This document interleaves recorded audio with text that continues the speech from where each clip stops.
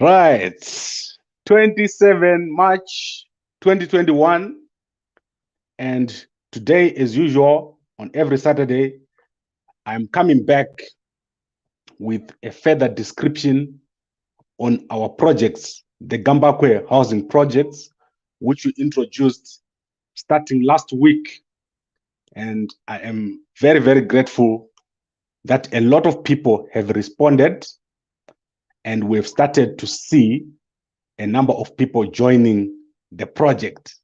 So I am very, very happy because now we are moving away from the talking and we're moving towards doing something on the ground. And I want to say, I don't take it lightly when someone takes out 1,500 rands a month and contributes it towards this project. This is a very, very big sign of support for what we're doing. And I hope that at the end of the day, we'll be able to show that we're able to produce something that is very, very interesting, profitable, and that we'll look back and say, this was a very, very good plan. So let me not waste a lot of your time. Let's go straight into the questions. I was asked a number of questions by people who wanted to know more about this project. And we were also, I think there was a lack of clarity in the beginning. So we need to go back to those questions. So the first question was, please explain how this project will work. And I'm going to answer this question at the end. The second question is, how long are we supposed to contribute for? And what are we contributing for? That was another question. Number 3 question is, am I contributing towards the acquisition of a residential stand? Number 4 is, I've lost money in the past and my family is skeptical about contributing to projects. Question number 5 is, when are you opening the WhatsApp group? So let me start with the second question. How long are we supposed to contribute for? And as I said, this is not for low-income earners. This project is for people that do not see $100 as a lot of money. So the first thing is you're going to contribute for 12 months. I'm going to explain why you're going to contribute for 12 months. Is my contribution going towards the residential stand? No, your contribution is not going towards a residential stand. It is going towards a project. And I'll explain further what this project is. This is going to be a groundbreaking project for Zimbabweans. The Kenyans are already doing it, and other African countries are doing it, but especially the Kenyans. We as Zimbabweans, we have not been able to do anything collectively, and I hope that this will be a first before we move to something bigger. Question 4, I've lost a lot of money in the past, and my family is skeptical about me contributing to projects. I feel very sorry for people that contribute to projects that does not have anyone that is known. So if you are contributing to a project and you do not know the person that is running that project, or it's being run by a group, and there's no one who's going to be accountable if you lose your money, I feel very sorry for you. In future, when you contribute to a project, there must be someone you can go back to. That person should be able to answer if you lose your money. Don't ever do projects where you don't know the person. Secondly, if your family advises you against investing in something, do not argue with them. Stay out of certain projects that your family is not happy with. It's not going to be the last project.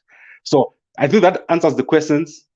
No one is being asked to contribute anything that they're not interested in. And do not contribute to projects which do not have a face. So a faceless project, like I got a call from someone in Bulawayo who said, we contributed towards the housing project, and we lost our money. And I asked who was in charge of that project, and they could not answer me. Do not do that. Do not contribute to any project where you don't know the person. Now, let's go back to the first question. What are we trying to do here with the Gambako housing projects? And I want to start with the basis. I'm going to repeat what I'm saying here every week. Within the next 10 years, there's going to be a major change in Zimbabwe. There's going to be a shift with a lot of people moving from diaspora back to Zimbabwe. So this is the basis of this whole project.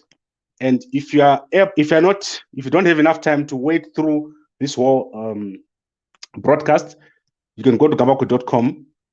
I've written down what I'm saying now. It's there on gambako.com. You can just be reading through, or you can read that whenever you feel like. So it's like a transcript of what I'm saying. So within the next 10 years, there will be a major movement from the diaspora to Zimbabwe.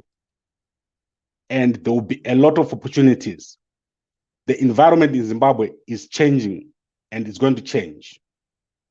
And it's not going to be a political change. It's going to be an economic change, first and foremost. So what we're doing here is to prepare, to organize ourselves, so that when that time comes, we're able to take advantage of those opportunities. So the problem that we have is that legally, you cannot create a collective investment scheme. Let's say in South Africa, you cannot create a collective investment scheme for projects in Zimbabwe. So there needs to be some groundwork that needs to be done. So there are rules against that. So I can't just wake up today and say, let's create a contributory project for Zimbabweans who are in the UK, who are in the United States, who are in Canada. That's not possible. Legally and logistically, it's not possible. So what we have decided to do is we are going to run this under the Gambako Media YouTube channel. So if you see, I've got a link that I've been sharing with a lot of guys, the guys that have been paying. This is going to be a membership on the Gambako Media YouTube channel. That is legal. So we have managed to bypass all the legal stuff by going through the YouTube channel, which means you are a member of the YouTube channel. Our target number of members is about 100 people in the diaspora, and I hope that we can easily reach that number. The following on Gambako, Facebook page, YouTube channel, and our groups is over 120,000. 100 people is nothing. And I have formed a lot of things. I've started a lot of things. And I know how it is going to go. It's going to go slowly, then suddenly it's going to pick up. And when it does pick up, you're going to see traction, and we're going to see what I anticipate is we are going to have a sort of WhatsApp group. So that is one thing that I want to say. We're going to have a sort of WhatsApp group initially where people will be able to talk and to discuss with each other, and ideas are going to come from there. But this is not for low-income earners, and you won't be in the WhatsApp group if you're not a paid-up member. So this is not an open group. This is an investment group or collective action. We're taking collective action to invest back in Zimbabwe for people that are in the diaspora.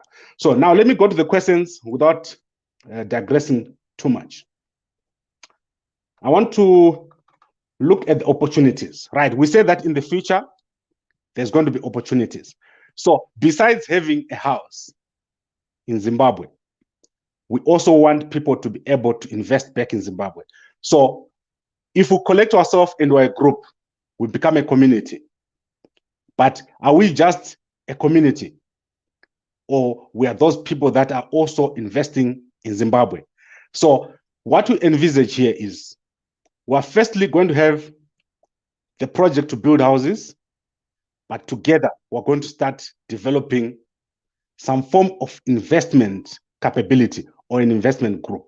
And I already explained why we're doing this through Gambako. because legally we can't just form a collective investment scheme. So this development, it will result in the development of a collective or a mixed use development. So that is, you have the residential part and we have the business part. The guys who were there last year, you are aware of how we had structured the project last year. It's going to be similar. You are going to have a piece of land that we're going to divide into a residential portion, then the business side where you're going to run your businesses, your churches, your schools, your sporting facilities, your hotels. That is how we envisage that this is going to work. And what I'm telling you here is not something that has not been done before. There are certain projects in Africa similar to what I'm explaining to you now that have already been done. The only people who have never done anything together are Zimbabweans. We have not been able to collectively do something together, but the Kenyans have done a lot in their country. Then, how is this going to be owned? And this is very important. If you are one of the 100 people that are going to be a member of this investment group, we are going to come up with an ownership structure, which we'll obviously discuss within the WhatsApp group, which I expect will start building within the next 3 weeks. You can only be in the WhatsApp group if you have invested. Then obviously there's the issue of land. I want to quickly go to the issue of land. How are we going to get land and where are we going to get land? Firstly, there are 3 models that I'm looking at. The first model is we're going to approach government for land. Second model, we're going to, if the first model doesn't work, we're going to approach the private sector for partnerships. And then the third model is we're going to be self-funding. That is the model that is being used in Kenya. But I anticipate that the first model, which is to approach government, is going to work.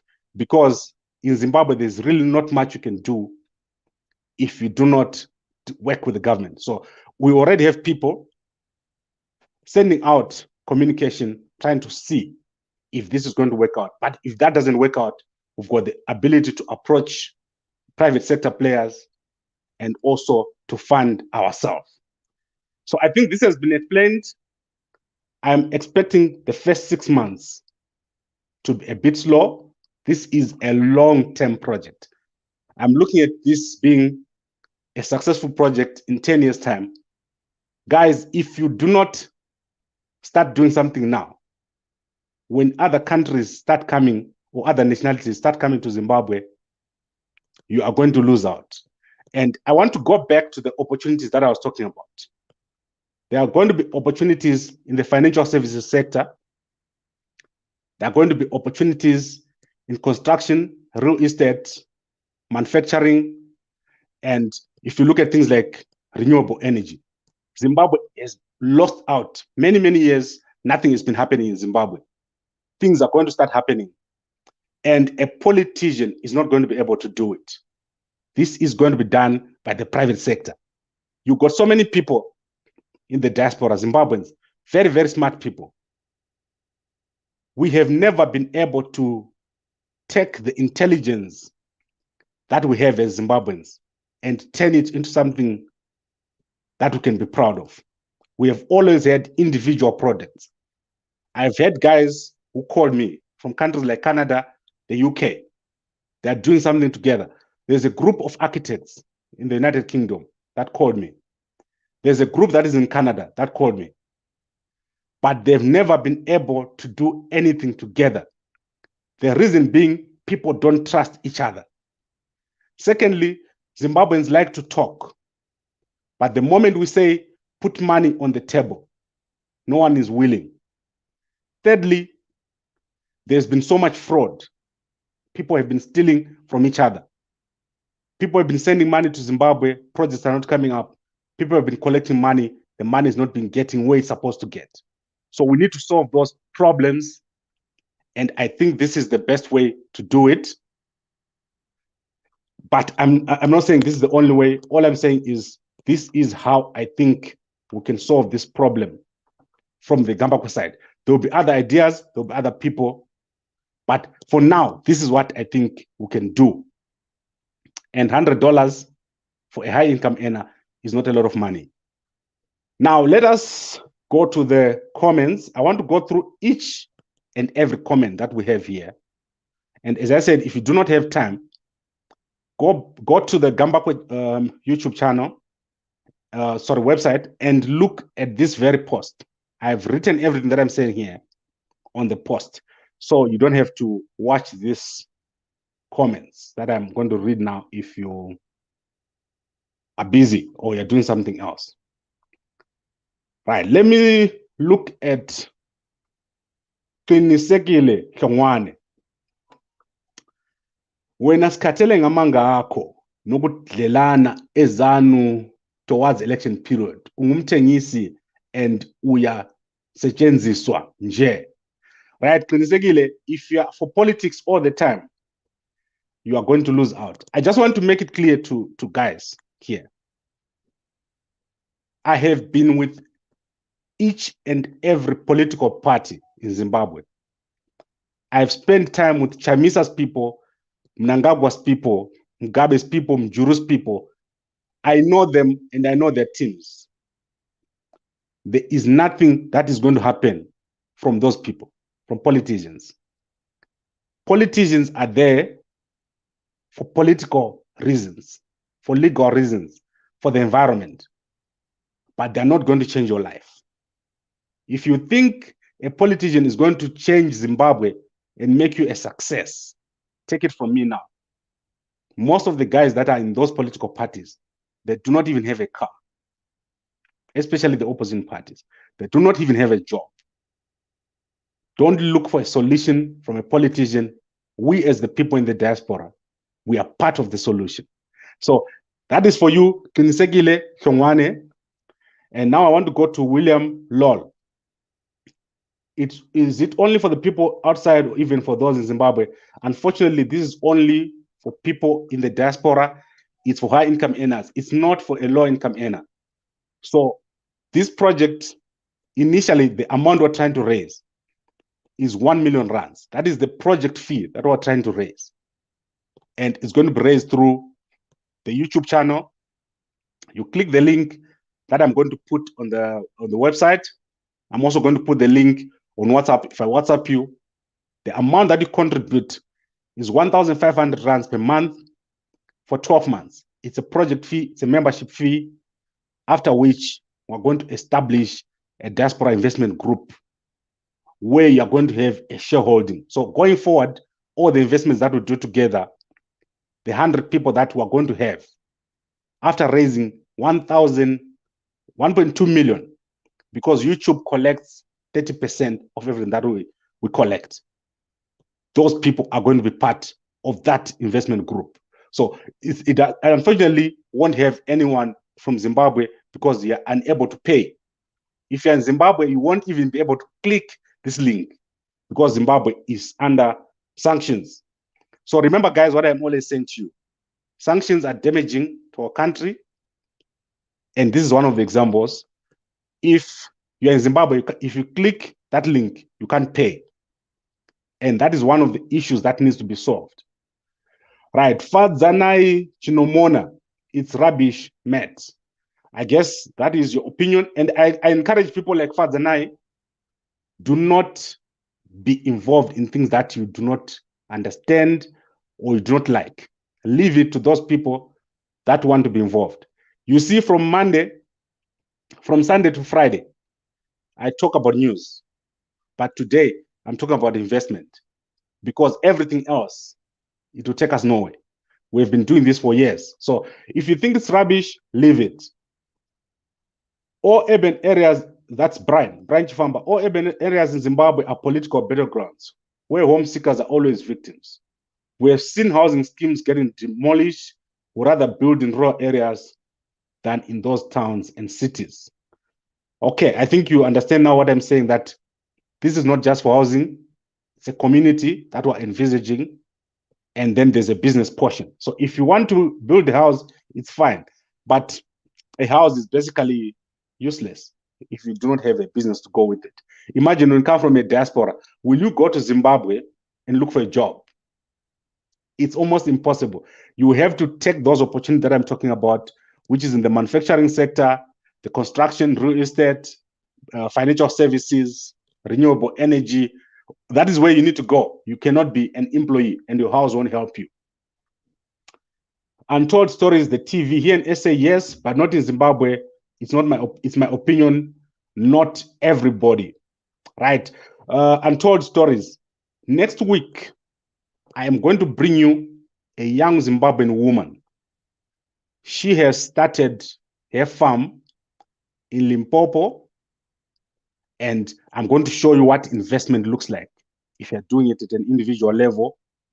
I also have some of my friends that have moved from Australia to Zimbabwe, and they have come to Zimbabwe to create a farm.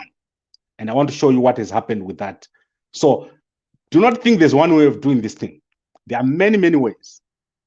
But we need to understand that we have to form some sort of collective action, a group, an investment group as Zimbabweans. We can't just be talking. And I always say this to the guys who call me. I get guys who call me and they're 10 and they want to talk about business. And then I ask them, okay, you are in Australia, right? I want to come to Australia for a week. I want to spend a week with you. Put down money for an air ticket and for a hotel. And I come over there for a week. The moment I say that, nothing's going to happen. I do that on purpose. Because Zimbabwean guys, they like to talk. They do not like to put money together. I can assure you this. This is our biggest problem as Zimbabweans. We cannot do anything together that needs money. So we can say South Africa. I know many, many people who have started projects here in South Africa. Call me if you want to start a project in South Africa. I will show you someone who has been doing a project, a successful one, a failed one. I'll show you guys who have tried a lot of different things. Chicken projects, fruits, lots of guys. But at the end of the day, if we do something together, it will likely succeed compared to doing one thing. Pablo, Zimbabwe banks themselves are not a good place to put one's real money. Where will this project keep people's money? This one is easy. Very, very easy. If we put money together and we're 100 of us, I'm sure there's someone there with a good idea. Remember, everything won't be coming from me. It's a collective investment group. So an idea will come up, and most likely we're going to use other people's money. We're not going to use our money.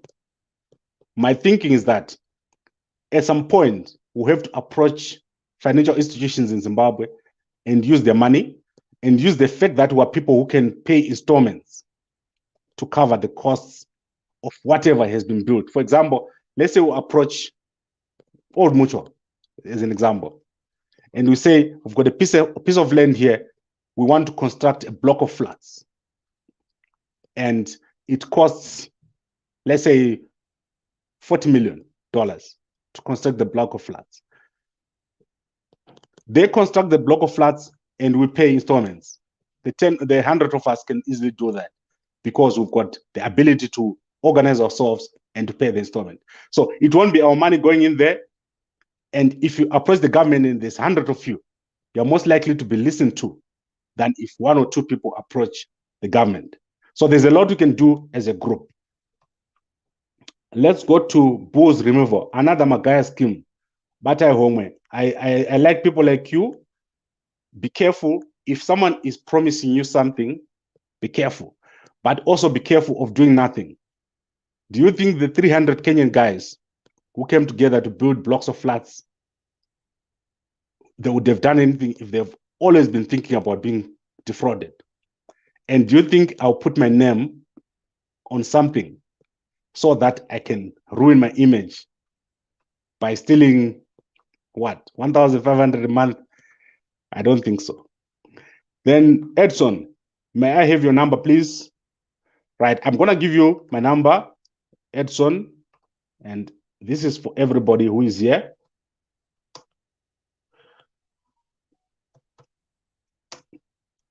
Right, let me give you this number.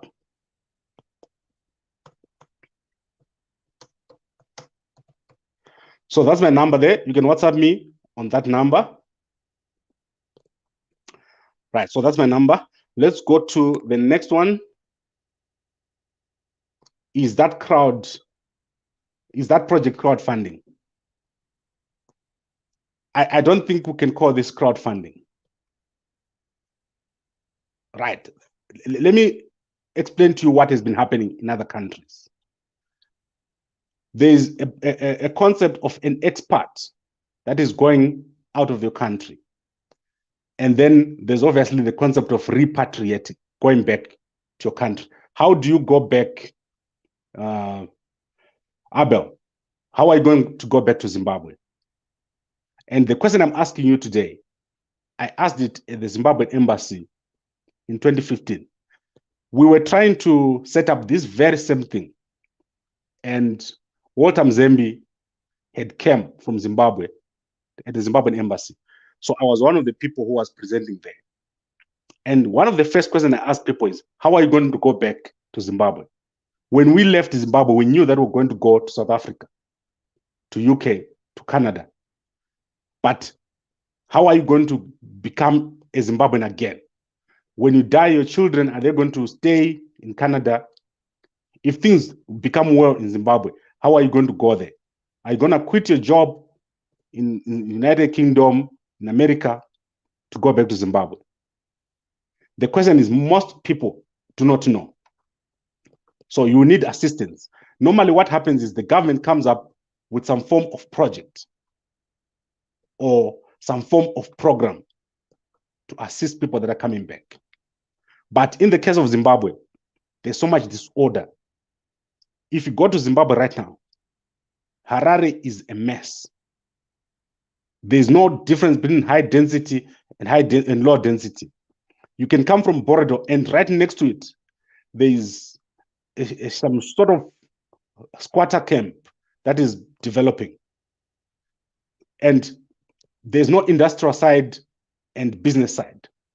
People are just doing everything in a disorderly fashion. There is no market. So everything is informal. There is no construction taking place. So you can't go to a bank and say, I want to buy a house and get a house. Or you can't go to a bank and say, I want to buy a car and buy a car. You can't fund your business using the banking sector. So what you need to do, and why we're doing this, is that when things suddenly change in Zimbabwe, you can take advantage of those opportunities. Because at the moment, you cannot, as one person, you can't quit your job on the very day things become okay in Zimbabwe. What is going to happen is that South Africans, Germans, Russians, Chinese, they're going to come because they've got a lot of capital and they're going to start doing things. And Zimbabweans are going to be second class again in business. However, if you organize yourself, you're going to have a way of going back. So this is not crowdfunding, and I'm sorry, Abel, for answering your question in such a long way.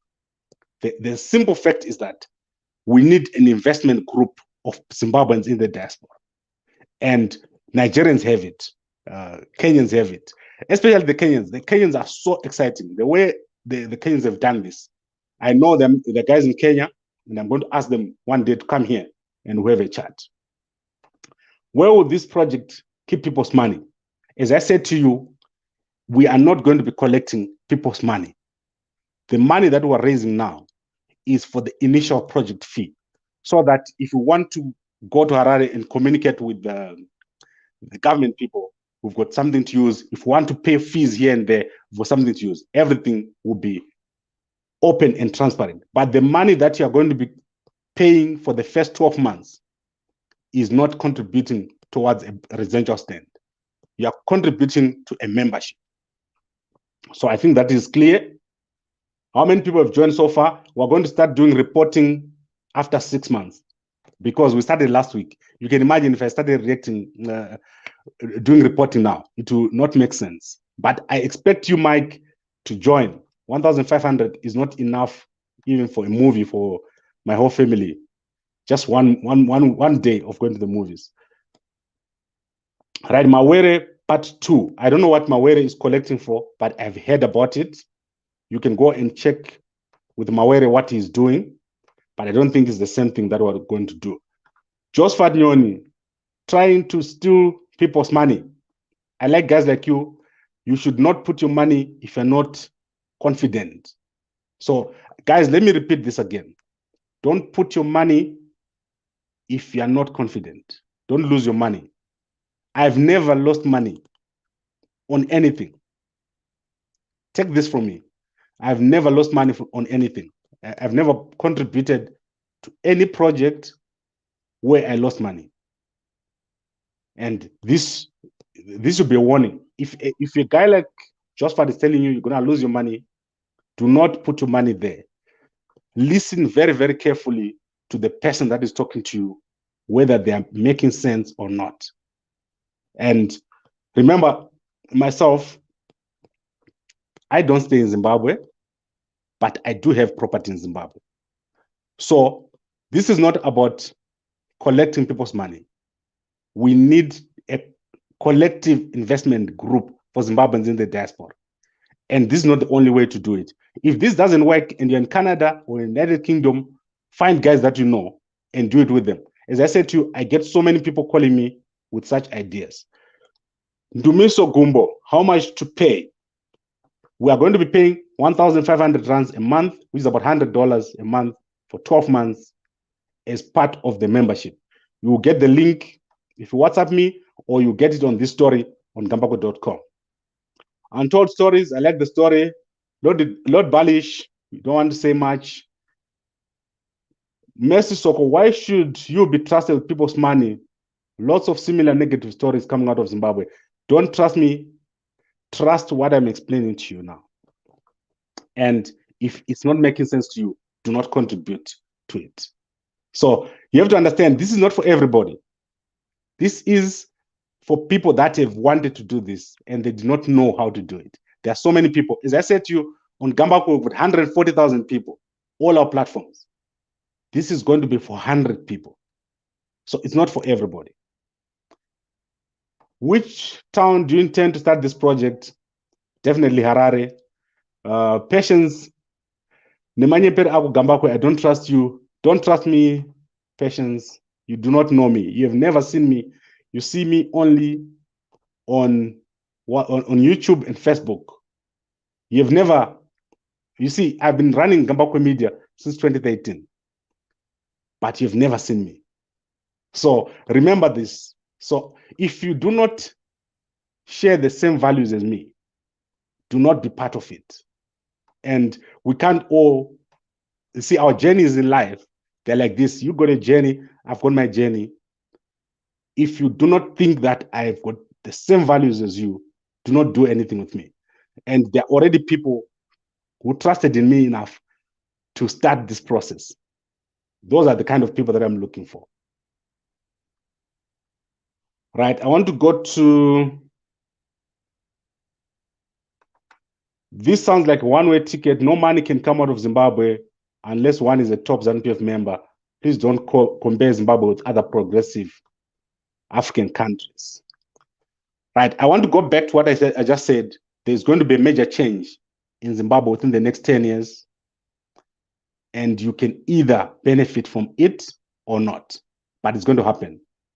Zimbabwe is just on the verge of a change.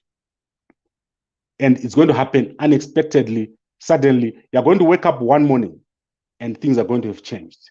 And this is the day when you're going to think, how am I going to benefit from this? Then I want to go to Wilbert.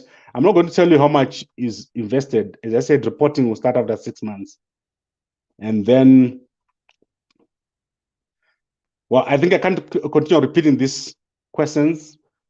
People keep asking the same question. It's not about the money. Get the idea. We need, so let's agree on this concept.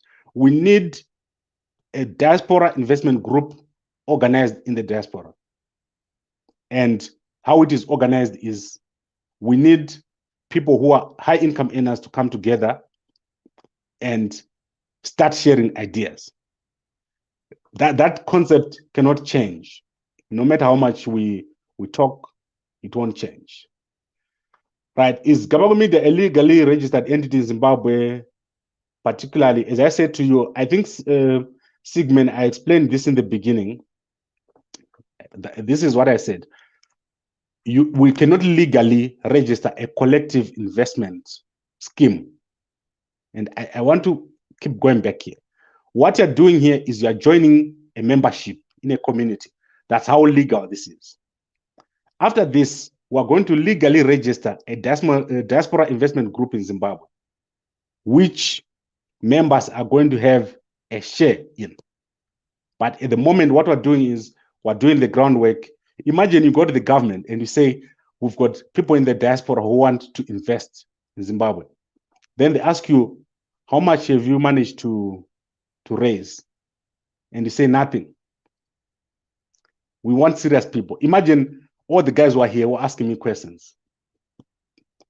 And I take all those guys with me and I approach the government, the Minister of Finance, and say, we've got guys here, 100 guys who want to invest in Zimbabwe. We want to invest in a mine.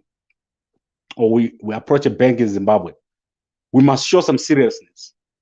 And this is what we're doing now. It's not, so your 1,500 times 12, which is $1,000 cannot buy a mine. But it's enough to get things started. It's enough to show seriousness. But what you're doing right now, why we're doing it through YouTube, is because that makes it legal. You're a member of the YouTube, the Gambako YouTube channel. That is legal. It's not a company, it's not an investment company. That's why we're doing it that way. It was well thought out of.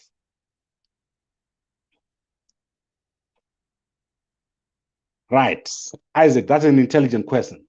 Are you saying when the membership is formed, then a draft aims and objectives are set from there onwards? That's correct. That's what we're going to do. This is going to be a group formed in Zimbabwe. So the Diaspora Investment Group, we're going to form it in Zimbabwe after we find the serious people.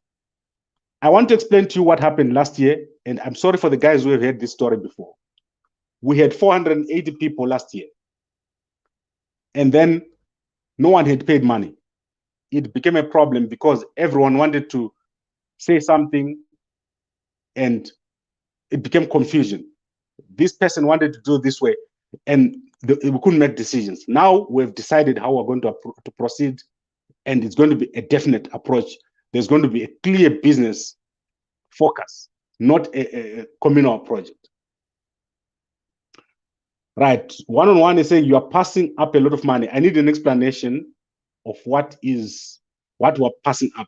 I want you one-on-one to comment further. Shepherd Mushapaidze, another pyramid scheme. I don't think Gambako can do a pyramid scheme to get what? 5,000? I don't believe it. I just think some of these things, guys, if you are not interested in this, leave it. And as I said, do not trust people that you see on the internet. Someone you've never seen. And if you think the values do not align, do not be part of it. So I think I've answered a lot of questions today.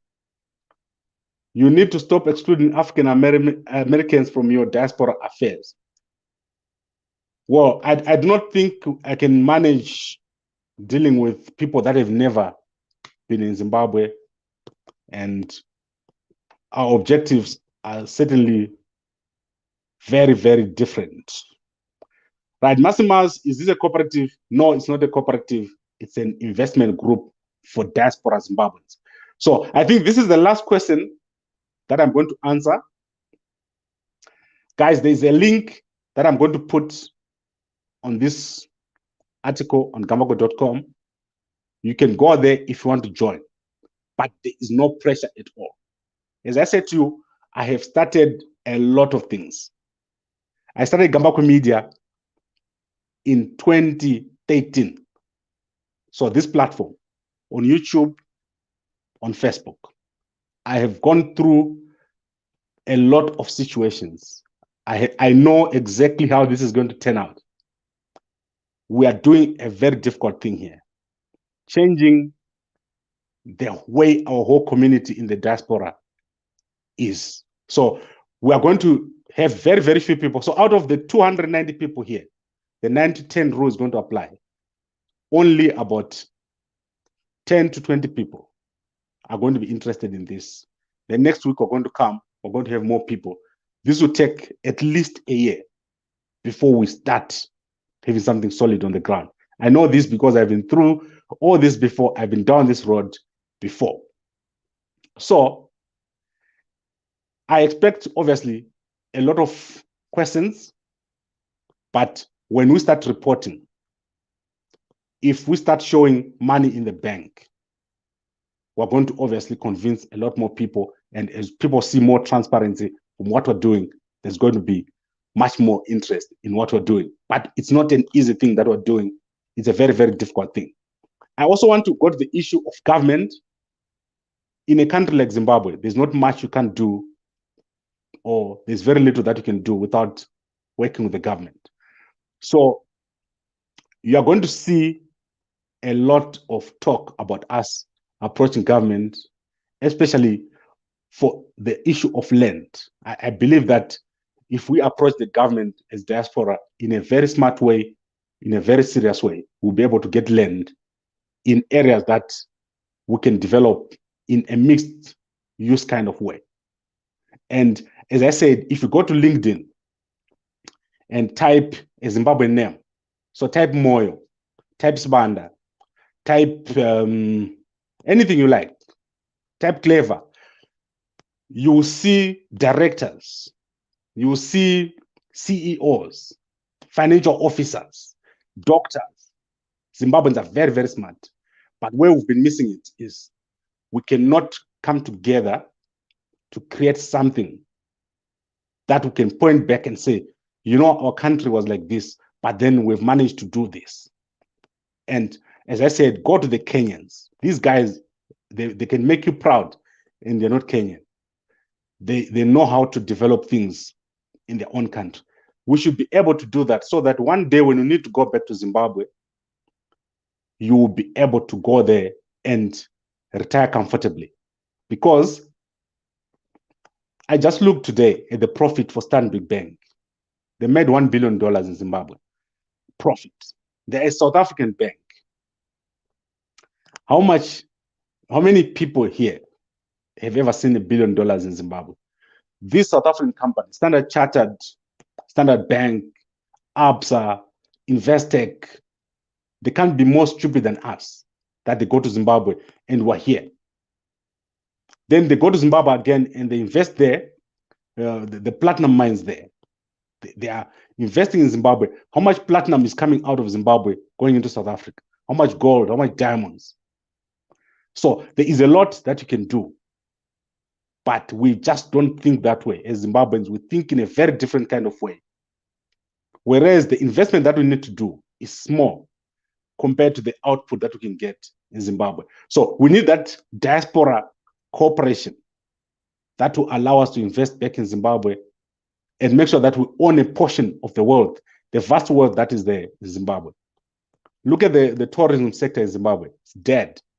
If you go to Vic Falls, the Zimbabwe side is dead. If you go to Hwange, the Zimbabwe side is dead. I drove in Hwange a few years ago, and I was the only car there when I went there.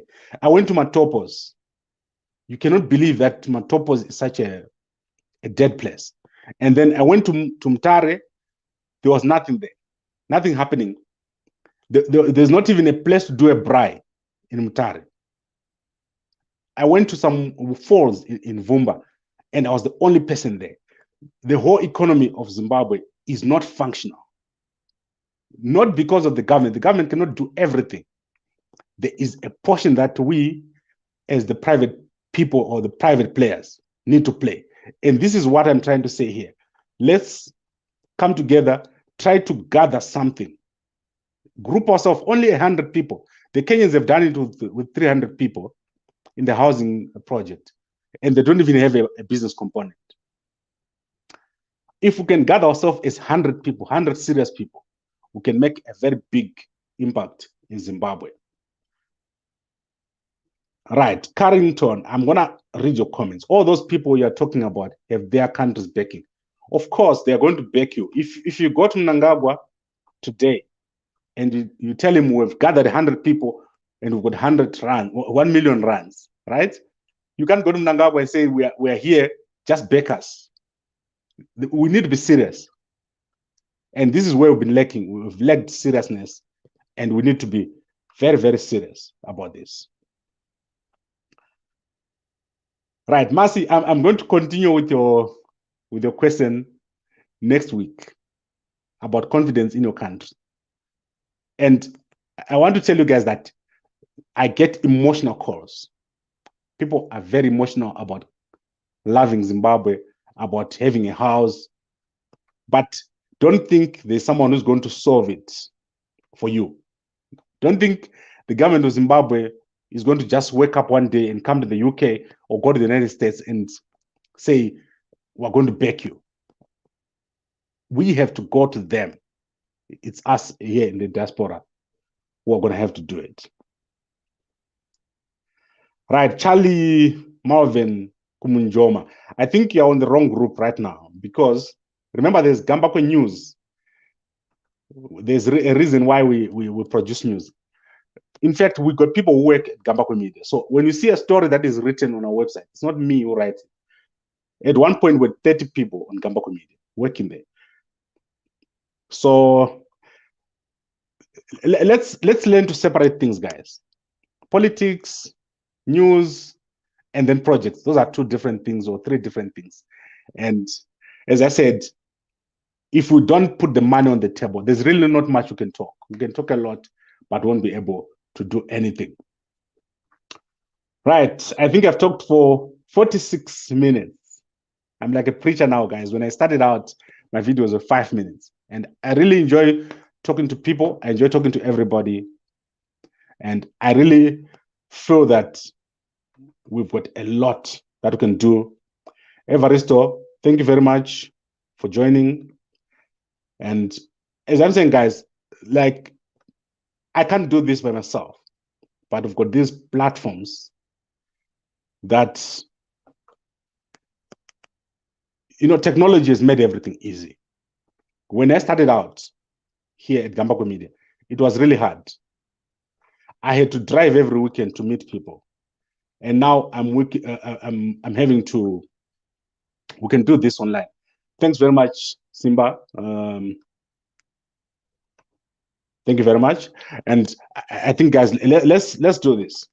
Let me bring this to an end. And I know many of you don't know me much.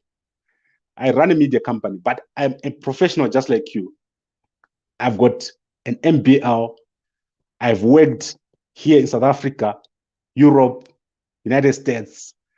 I have been all over, but there is nothing that beats Africa, especially Zimbabwe. There is no country that I've been to that offers opportunity for you as a Black person, as an African, like Zimbabwe. And we can do the politics, but you should also understand that one day you are going to go back to Zimbabwe.